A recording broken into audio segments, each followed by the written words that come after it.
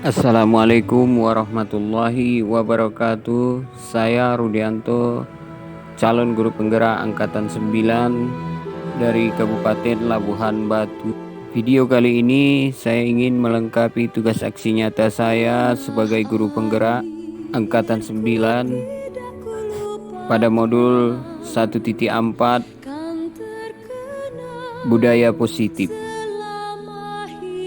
Jarum hilang di tengah jerami, kain kebaya di dalam peti. Selamat datang di sekolah kami, semoga yang melihatnya melekat di hati. Baiklah Bapak Ibu, inilah sekolah kami, SDN 03 Kecamatan Panai Hilir yang terletak di Desa Sesanggul, Kecamatan Panai Hilir, Kabupaten Labuhan Batu.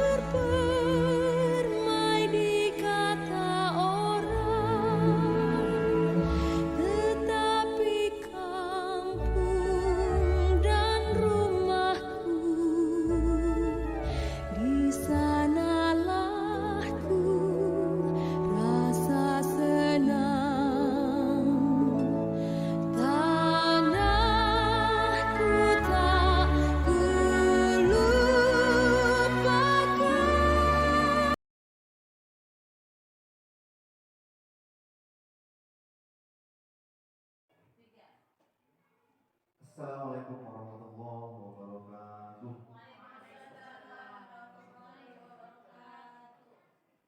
Selamat pagi, salam sejahtera bagi kita sekalian. Pertama-tama dan yang paling utama, marilah kita panjatkan puji syukur kita kepada Tuhan Yang Maha Esa, Allah Subhanahu wa Ta'ala. Sebab berkat karunia-Nya lah kita dapat berkumpul di ruangan yang sederhana ini dalam rangka pemaparan atau presentasi dari salah satu guru penggerak di sekolah kita, yaitu Bapak Rudianto SPD. Dan tak lupa pula, marilah sama-sama kita hadiahkan sholawat berangkaikan salam junjungan Nabi besar Muhammad Rasulullah Shallallahu Alaihi Wasallam. Syafaat beliau lah yang kita harapkan di yaumil akhir kelak. Amin ya rabbal alamin. Baiklah Bapak-bapak, Ibu-ibu guru hebat SD Negeri 03 Panai Hulu, saya ulangi, SD 03 Panai Hilir, beserta Bapak Kepala Sekolah yang sangat kami banggakan, Bapak Adnan SPD. Saya akan menyampaikan atau menata tata tertib kita pada pagi hari ini. Yang pertama yaitu pembukaan oleh saya sendiri sebagai protokol. Yang kedua ialah sambutan dari Bapak Kepala SD Negeri 03 Panai Hilir. Dan yang terakhir nanti presentasi oleh Bapak Rudianto selaku calon guru penggerak dari SD Negeri 03 Panai Hilir. Baiklah, untuk mempersingkat waktu, kita langsung masuk ke acara yang berikutnya. Kata sambutan oleh Bapak Kepala SD Negeri 03 Panai Hilir kepada Bapak Adnan SPD, kami persilakan. Terima kasih kepada protokol. Baiklah. Bismillahirrahmanirrahim. Assalamualaikum warahmatullahi wabarakatuh. Yang saya hormati calon guru penggerak Bapak Rudianto SPD, yang saya hormati Bapak Ibu guru SD 03 Panai Hilir. Adalah senantiasa kita mengucapkan puji syukur kepada Allah Subhanahu wa Ta'ala, yang mana pada pagi hari ini kita diberi beberapa nikmat untuk kita kesehatan, kesempatan, sehingga kita dapat hadir di SD Negeri 03 Panai Hilir ini dalam rangka melaksanakan tugas kita sebagai guru. Dan hari ini kita akan mendengarkan presentasi Kepala sekolah yang telah memberi sambutannya di hadapan kita bersama. Baiklah, kita langsung masuk acara yang berikutnya, yaitu presentasi aksi nyata calon guru penggerak angkatan ke-9 atas nama Bapak Rudianto SPD dari SD Negeri 03 Panahir. Kepada Bapak Rudianto dipersilahkan waktu dan tempat. Baik, Assalamualaikum warahmatullahi wabarakatuh. Di sini saya ingin menyampaikan sedikit tentang presentasi saya sebagai guru penggerak nantinya. Baiklah, sebelumnya saya masuk ke materi terlebih dahulu. Saya yang saya hormati Bapak Kepala Sekolah dan yang saya hormati Bapak Ibu, kami ingin mempresentasikannya. Kemudian baiklah, selanjutnya apa-apa saja yang ada di dalam budaya positif ini, apa tema-tema apa saja. Yang pertama ada di situ perubahan paradigma. Yang kedua disiplin positif, dan yang ketiga kebutuhan dasar manusia. Yang keempat motivasi perilaku manusia. Yang kelima posisi kontrol restitusi. Yang keenam keyakinan kelas. Dan yang terakhir yaitu segitiga restitusi. Mari kita bahas satu persatu tentang budaya positif ini. Selanjutnya kita akan membahas pelajaran dengan paradigma baru. Pelajaran dengan paradigma baru dirancang berdasarkan prinsip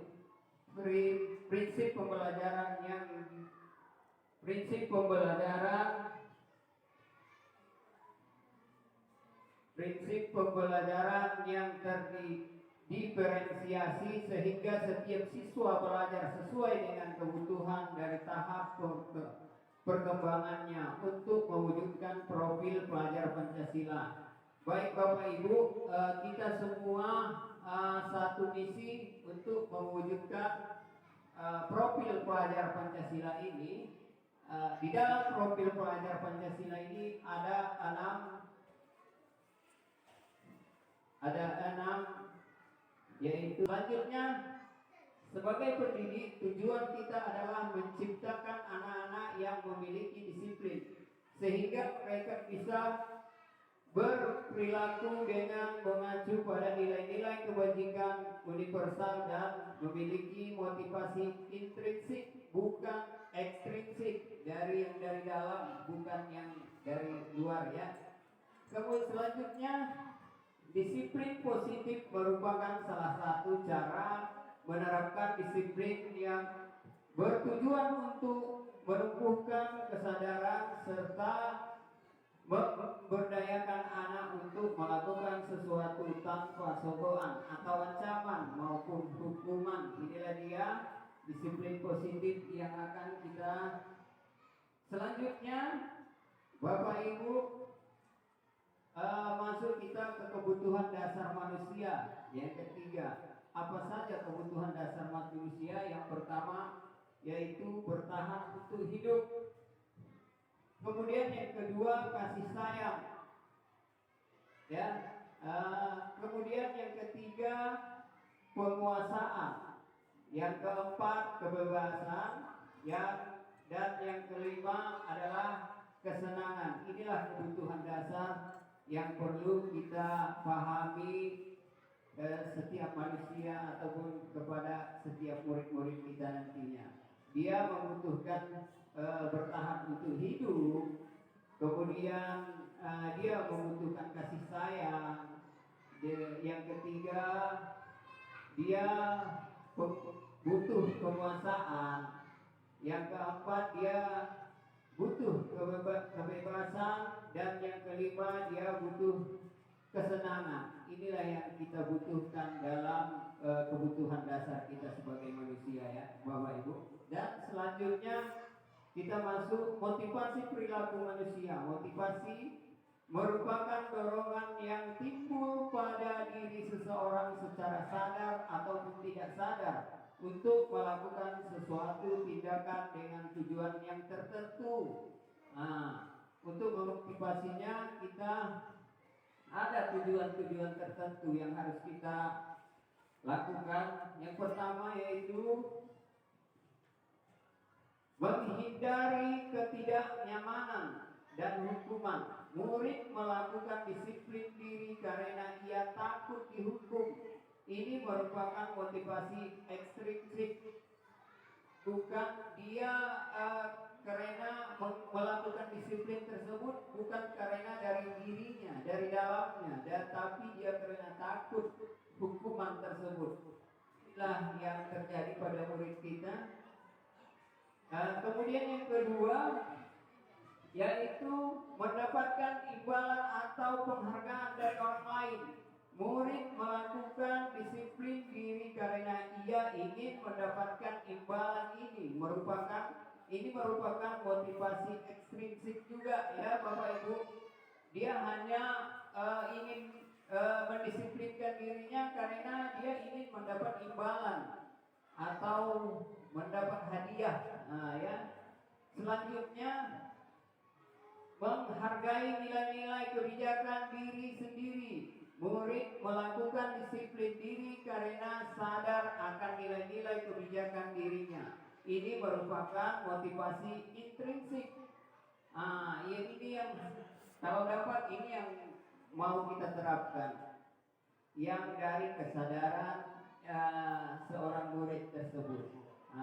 Ya, baik. Selanjutnya, Bapak Ibu, konsep disiplin dengan identitas gagal. Apa saja konsep disiplin dengan identitas gagal ini? Yaitu hukuman. Hukuman meyakinkan pada siswa ya, pada murid kita, pada orang lainnya. Tidak nyaman. Murid takut sama kita karena selalu kita hukum, jadi murid bisa takut. Tidak bebas berpendapat ataupun berekspresi ya. Kemudian murid menyembunyikan kesalahan. Murid akan berbohong. Apa yang terjadi? Murid akan berbohong karena menyembunyikan kesalahan karena takut dihukum. Itu ya Bapak Ibu. Kemudian murid menjadi rendah diri. Dia menjadi terasing, merasa dirinya terasingnya.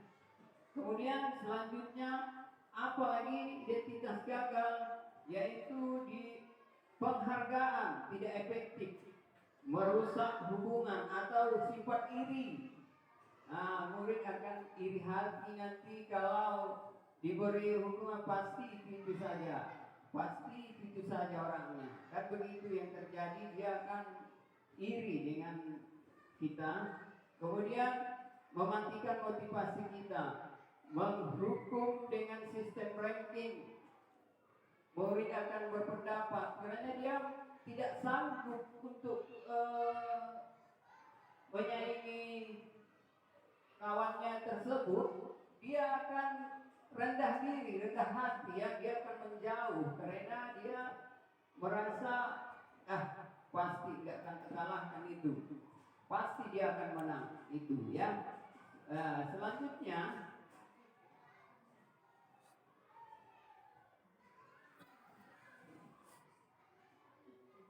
merespon hak, menghargai dirinya ya. Ini yang terakhir. Dan selanjutnya konsep disiplin dengan identitas sukses. Apa saja konsep disiplin dengan identitas sukses ini Bapak Ibu? Ini dia konsep konsekuensi, menguatkan jangka pendek.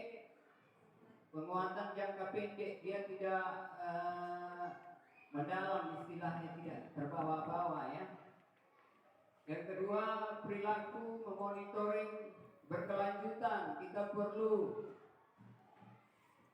mengapa siswa kita, memonitoring siswa-siswa kita, selalu kita menyapa begitu ya, supaya terlihat akrab dan mereka tidak takut sama kita.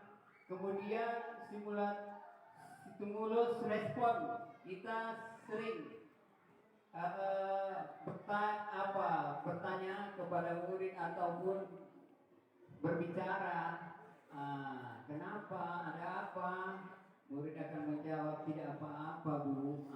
Itu yang ada keramahan di situ, ada kata-kata kasih sayang juga di situ. Murid menghormati peraturan, kemudian kehilangan waktu untuk merenungkan kesalahannya. Ya, dia akan, apabila kita berbuat salah, dia akan merenungkan kesalahannya. Kemudian yang kedua, inilah dia restitusi. Murid bertanggung jawab untuk perilakunya, fokus pada pemecahan masalah jangka panjang. Murid menghormati dirinya dan orang lain. Dia akan sadar akan dirinya, ya. Teori kontrol dirinya, dia memegang kontrol. Maksudnya dia akan memegang kontrol tersebut. Kemudian murid bersemangat memperbaiki kesalahannya. Kalau kita menggunakan restitusi ini, kesalahan murid tersebut akan diakuinya, akan dipertanggungjawabkannya, ya. Selanjutnya, konsep disiplin pendekatan restitusi, sebuah cara menanamkan disiplin positif pada murid. Pengertian restitusi adalah proses menciptakan kondisi bagi murid untuk memperbaiki kesalahan mereka, sehingga mereka bisa kembali pada kelompok mereka dengan karakter yang lebih kuat. Dia tidak malu, dia tidak kalau kita menggunakan restitusi, dia bahkan lebih percaya diri, karena tidak ada hukuman dari guru tadi tersebut, ya. Selanjutnya, ciri-ciri restitusi, yaitu bukan menembus kesalahan, namun belajar dari kesalahan, memperbaiki hubungan, tawaran bukan paksaan. Yang ketiga, menuntut untuk melihat keadaan diri ke dalam diri, ya. Mencari kebutuhan dasar yang mendasari tindakan, fokus pada karakter bukan tindakan, menguatkan dan fokus pada solusi. Ini dia ciri-ciri restitusi. Kemudian selanjutnya, perbedaan. Contoh kasus, ya, siswa sering tidak mengerjakan PR. Ini bagaimana kalau siswa tidak mengerjakan PR? Dengan hukuman, guru menghukum siswa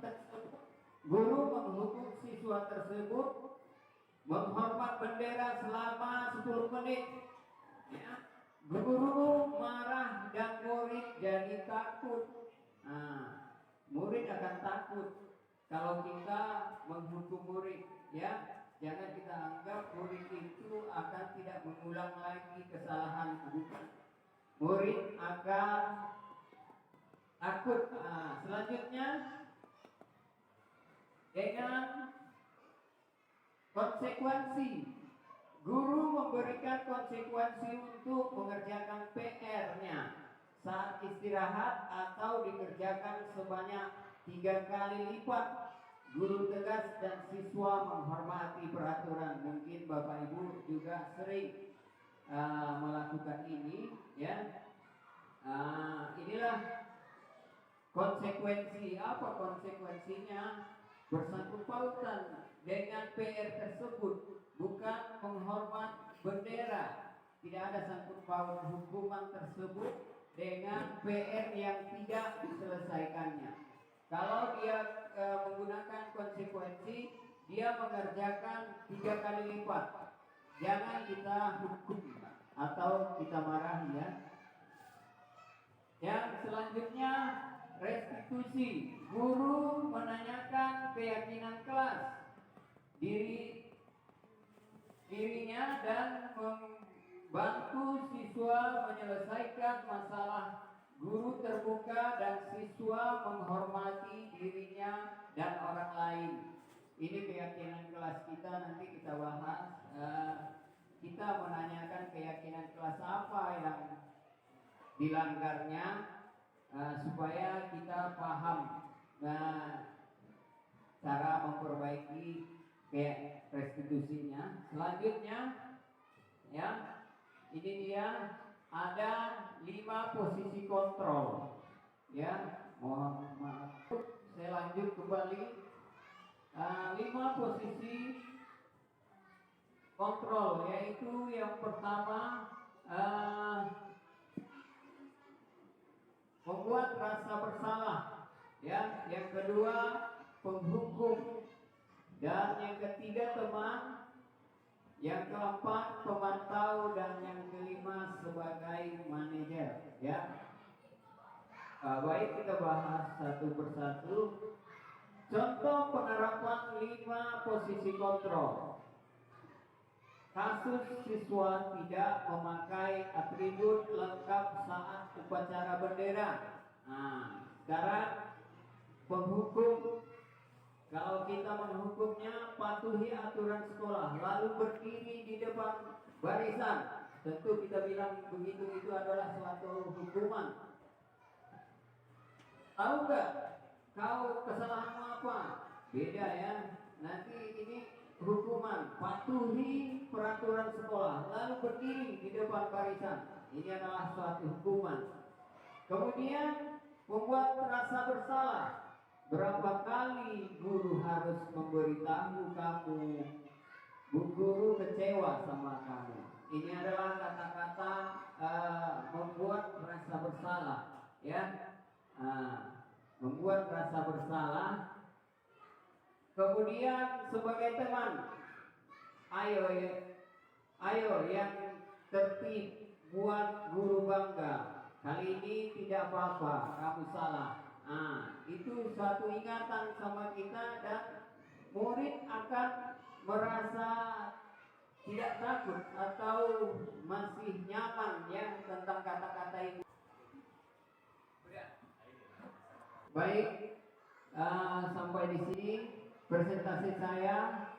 Terima kasih saya ucapkan kepada Bapak Ibu Guru yang telah meluangkan waktunya kepada saya untuk memenuhi tugas saya, aksi nyata saya sebagai guru penggerak. Saya ucapkan billahi taufiq wal hidayah. Wassalamualaikum warahmatullahi wabarakatuh.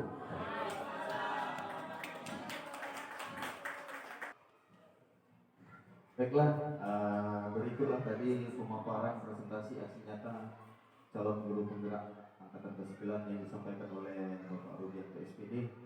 Begitu banyak ilmu yang bisa kita dapat. Saya sebagai pembawa acara mengakhiri acara kita pada siang hari ini dengan ucapan alhamdulillah, dan saya tutup dengan assalamualaikum warahmatullahi wabarakatuh.